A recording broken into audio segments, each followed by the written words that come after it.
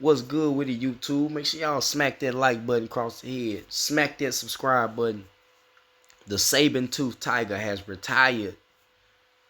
Alabama has found a new coach quick and in a hurry. This shit happened so fast. Goddamn. I think it was already some backdoor talking months ago, probably. Because the fastest this shit happened. Because goddamn, the saber-toothed tiger has hung it up. Shout out to Nick Saban, though. He is considered to be the greatest of all time so far. This is not the end of college football. This is not the end of football. Football is going to continue and live on. But so far, as a coach in college football, Nick Saban has done what most coaches want to do. He's came in, recruited well, dominated. Yes, he had help. He had some good help around him. But that's what smart people and educated coaches will do. They will put good people around them because they understand coaching. You need good coaches around you to get your players and yourself to the next level, to the best level. But Reggie Bush had something to say about it. Reggie Bush say NIL ran him off. He has no more control over 5-star recruits. The playing field is level, and he can't handle it. Now, shout out to Reggie Bush. He's one of the greatest. Probably the best running back to ever touch a college football field, beside Adrian Peterson, Barry Sanders. Bo Jackson. College football has some great running backs who went to the league and did great things too, but it's just something about college football. And when it comes to college football, Reggie Bush is one of those greats. So his say-so got a lot of credibility. He know what he's talking about. And I feel him to an extent. I think the NIL deals, transfer portal, all this stuff just got too stressful for Nick Saban, man. You got players that you investing in, recruiting, going to see, finding them, and really getting them to commit to you and come into your program and try to build something. And they just up, jump, and leave now. This transfer portal just made it crazy. It's to the point now where I just don't see dynasties happening in college football in the future. Yeah, right now, a couple might still be peaking, but as far as like dynasties, as far as like a college team winning the championship every single year, nah, I don't think that's going to be going on. I don't think the playing field is even. I think it's just everything's going to be up for grabs now, especially with this 12-team tournament. You never know who's going to be in the championship. You never know who's going to be in there. You might see some of the same teams win their conference, but you don't know who's going to win that championship. That 12-team tournament going to be rough. So who's going to fill these shoes? 123 draft picks, 5 SEC Coach of the Year, 9 SEC championships, 6 national championships, got a back-to-back in 11-12, 10 number 1 recruiting classes. Nick Saban's resume is thick. Them shoes is long. That he left some size 15 Stacey Adams down there in the coach's office. If I was him, I would have left some big ass size 25 Timberland work boots right at the door of the coach's office. Like, yeah, when you get here, this is what you gotta do. You gotta fill these up. Cause Caleb DeBoer gonna have to go down there and really coach his ass off at Alabama. Cause this is nothing he's experienced. Let's look at his resume. Sioux Falls, he's a graduate, played there, coached the receivers, coached at Washington High School, South Dakota, coached at Sioux Falls, of course, head coach and offensive coordinator, Southern Illinois, Eastern Michigan, Fresno State, Indiana, Fresno State again, and he just had a 10-year at Washington for 1 year. So he's just been bouncing around the place, up and down, here and there. So we don't really know if Caleb's gonna stay at Bama, if this is legit position that he want to be, because he seems like he's kind of disloyal in a way. He'll just bounce on you, and the proof is in the pudding, because it's been reported that coach did not say nothing to the players, staff, nobody, school, nothing. And he just dipped. So can he coach in this SEC? Now, I say this because coaching in the SEC is totally different than any other conference. I've never done it, but from watching and living experience and going to the games and seeing what, it's a whole different experience down here. And I say this because, like I say, the proof in the pudding. Let's bring up the paperwork. Ever since the year 2000, the SEC has, I believe, 14 championships documented, or 15. That starting in 2000. Oklahoma, Miami, Ohio State take the first three. And then in 2003, you got LSU combined with USC. That's 03. And then in 04, they get a championship to South California again, but Auburn went undefeated that year too. And they had a big case to be national champions that year. And then in 05, LSU would have been in that championship too if they hadn't got snuck by Georgia in the SEC championship, because they was undefeated too going into that championship game. But Texas won 05 with Vince Young, deservingly. And then in 06, you got Tebow and them pop up. Florida, the 07 LSU, then you got Florida again, and you finish out with Bama now. And then you got 2012 to 2022 to today. You know, Michigan, yeah, congratulations to them getting they chip. They did their thing. They showed up, showed out. But from 2012 all the way to 2022, you got Alabama.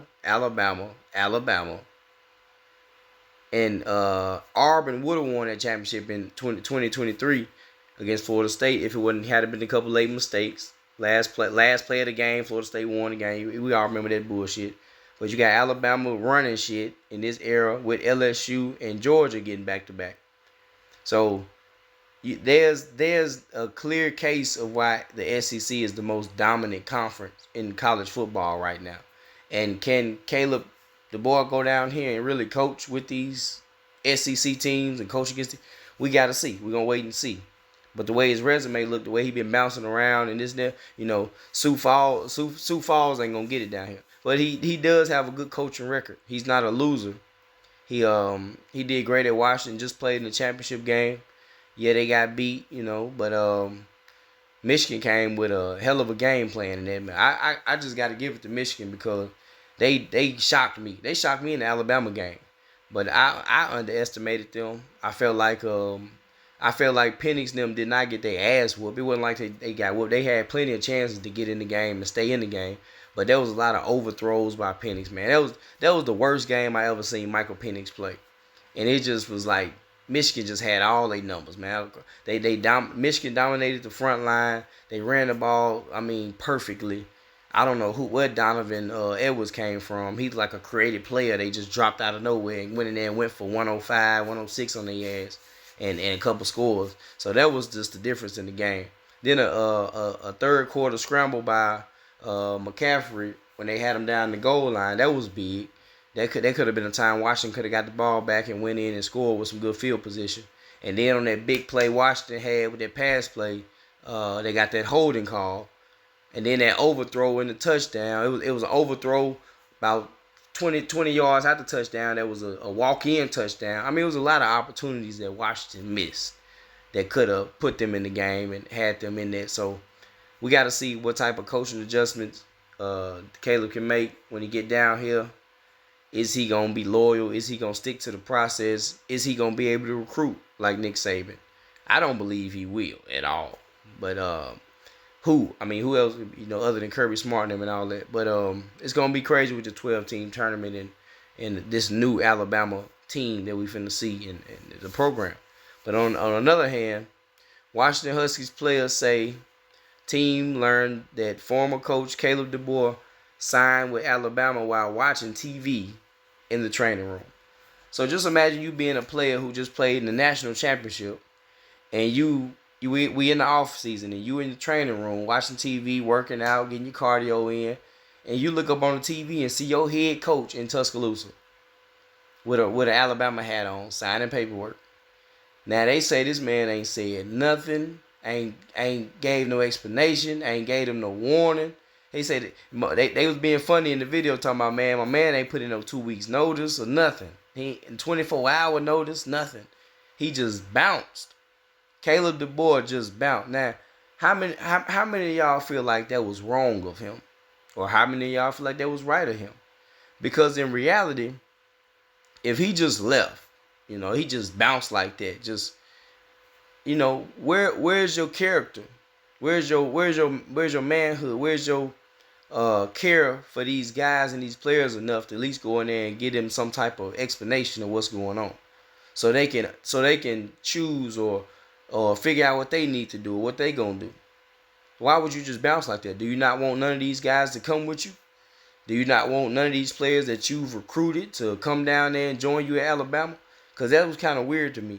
And I really feel like people should make a big case about this, because if there was somebody like Coach Prime, oh man, everybody would be all over his ass. They would be calling him this and that, and he this loyal, he that. They would be calling him all type of shit if he just bounced like that. Because that's something similar to the way he left Jackson. He just kind of went on. He was rushing the ceremonies and all that, and people was giving him big slight about that shit.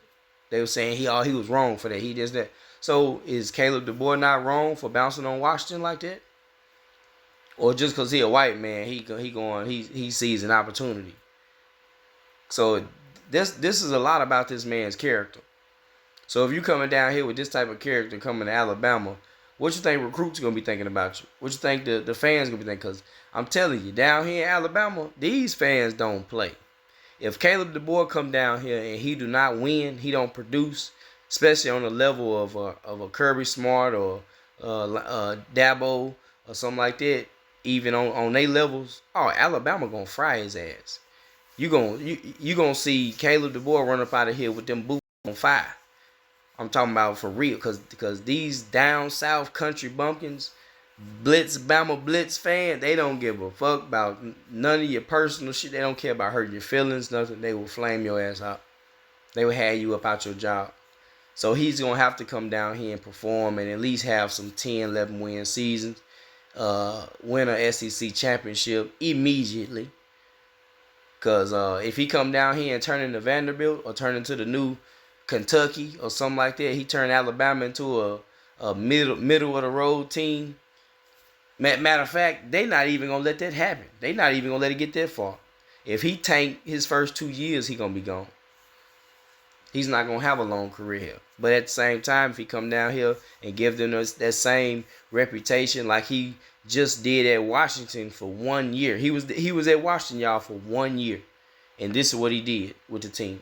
So if he can come down here and do this with Alabama, yeah, he gonna have a long career here, and the people gonna fall in love with him quick. But at the same time, how the people in Washington gonna feel? How are those players in Washington feeling right now? But shit, who gives a fuck? Shit, he gone now, right? He got that bag right now. That's the American bullshit. But at the same time, we gotta understand that if this man was somebody like Coach Prime or a Coach James Franklin or something like that, people would have been on his ass. Oh, how could he just lead them boys like that? Why would he do that? Because Coach just bounced. He just left. So we got to wait and see. It's going to be an interesting season. We're going to wait and see what happens with old Coach Caleb DeBoer. Is he going to lead Bama to continuing this dominance that they done had for these past 20 years almost in college football? Or is he going to tank them? Is he going to take them down that hill? Because I'm telling you, if he come, this was going to be the funny shit. If Coach DeBoer get in here this first year and they get beat by Auburn, ooh, he could literally beat Georgia, beat Tennessee. But if he lose to Auburn, I'm telling you, because Auburn was the most winningest team against Saban. And y'all see how many times Auburn beat Saban. I think 6 times. 5 or 6 times. That's it. But so if you come down here your first year and get beat by Auburn, come on now. But he's going to have to come in here and have a winning season and produce at a high level. So I really hope that he's ready for this pressure. Because the SEC, just like any other college football conference, it's going to be rough, but the SEC is different. This is I'm pretty sure the SEC produces more NFL players every season, especially skill players. And I don't want nobody to feel like I'm just being biased because I'm from the South. I don't give a fuck if I was from New York or from Oregon or the state of California. I would still probably feel the same way. The SEC is the grooming yard of big cornbread fed football players. Straight up. Basketball players come from all over the place. New York, Cali, Chicago, Florida. I mean, baseball players come from everywhere. All across seas. But football players, the best breed and the best minds and bodies and athletic skills for the game of football, the American style of football. Oh man, the South is it. Georgia, Bama, Texas, Florida, South Carolina, Tennessee, Kentucky, Texas, Oklahoma. I mean, come on now. So let's see what this coach gonna do. I'm gonna go and give him a shot. I don't, whatever. Give him a shot. I give everybody a shot. Give him a chance to see what he gonna do. But if he come down here and fuck it up, we gonna get on his ass. But I hope he fuck it up. Cause Auburn on their way up. And Coach Freeze gonna have to really show out with these 4 and 5 stars he get. Cause they done got rid of Cadillac Williams for I don't know what reason. The reasons for that ain't came out yet. But Cadillac Williams was relieved of his job. He split ways with him. I guess he decided to leave. Him and Freeze probably couldn't get along. There ain't no telling what's going on down there. But I feel like if Auburn don't come out and dominate next year and at least compete for that SEC championship or playoff spot, I think it's gonna be time for Hugh Freeze to find him somewhere else to go in a year or two. Cause down here, if you ain't compete, if you getting top players and you not competing, that's bad on the coaching. Like if you got bad players but you're a good coach, it's gonna show. But if you got the top 5-star, 4-star caliber players and you still cannot produce championships and winning seasons, something's going on with your coaching. So if Hugh Freeze don't get it together in the next 2 or 3 years, we're gonna send his ass back to Liberty. But at the same time, we're gonna wait and see what happens with old Bammer Slammer. Shout out to them Wolverines. Got that championship. It's the first championship since 1948. Goddamn. Yeah, y'all got that one back in the 90s, but y'all split that one. Y'all shared it. Y'all didn't get the whole pie. But this y'all first championship since 1948. And if you want to have an idea of how long that's been, go ask your grandma what was going on in 1948. Because that's probably when she was born. Because my granddaddy was about born back in the 40s and 30s. You know what I'm saying? That's back when they had leather helmets. Do you hear me? The leather helmets. Wasn't no shoulder. They had the little tampons on their shoulders and leather helmets. That's the last time Michigan won. So y'all some old ass champions. Y'all finally got one. So shout out to the Wolverines, man. But we're gonna see what Mr. Bounce up out of here do down here in Bama. The Saban-toothed Tiger has cut it and retired. So we gotta wait and see, man. It's gonna be a big college football season, man. Shout out to everybody out there. Make sure y'all stay safe. There's some crazy ass weather finna come through. P.S.A, man. Stop the bullshit.